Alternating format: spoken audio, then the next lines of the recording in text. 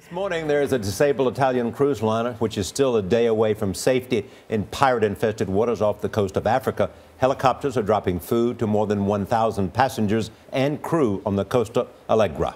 One of those passengers has a brother who survived the Costa Concordia disaster off the coast of Italy last month, and their mother is understandably worried sick.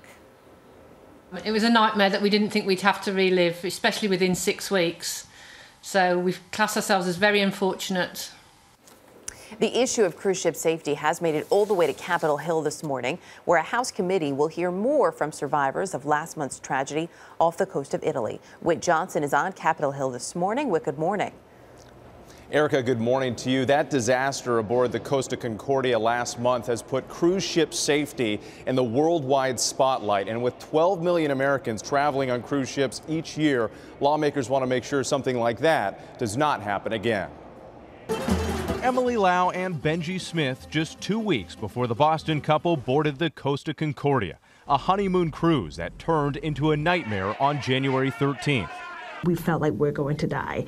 When the ship grounded, then capsized after veering too close to the Italian shore, the couple says safety and order were lost in the panic. We don't know where our life jackets are. We know to go up to the fourth deck because that's where all the lifeboats are, but we didn't know where on the fourth deck to go. It was really scary. Other survivors, maritime experts, and cruise line representatives are all expected to testify today in the first of 2 congressional hearings. The Costa Concordia is owned by Carnival Cruise Lines, but was under Italian jurisdiction, a common dilemma Florida Congressman John Mica hopes to address. The United States can only control ships leaving from its port. We're also subject to international conventions and regulations, and some of those we may need to lobby to get updated. But the cruise industry is already making changes. All ships must now go over safety with passengers before they leave port, something that wasn't previously required. Still, many are asking questions about the sheer size of these floating cities and whether they're too big to evacuate in a true emergency. That's an issue that we need to be looking at. But the cruise industry insists bigger ships are actually better.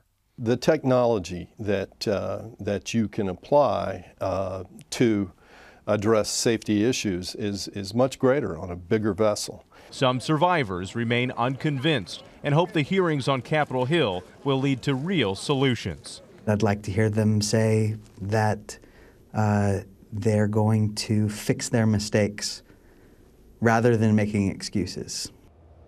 Now, the cruise lines say despite the recent incidents, their ships are still safe. And one industry expert pointed out to us that in the 9 years leading up to the Costa Concordia disaster, there were only 6 passenger deaths that could be defined as marine casualties. Whit Johnson in Washington this morning. Whit, thank you.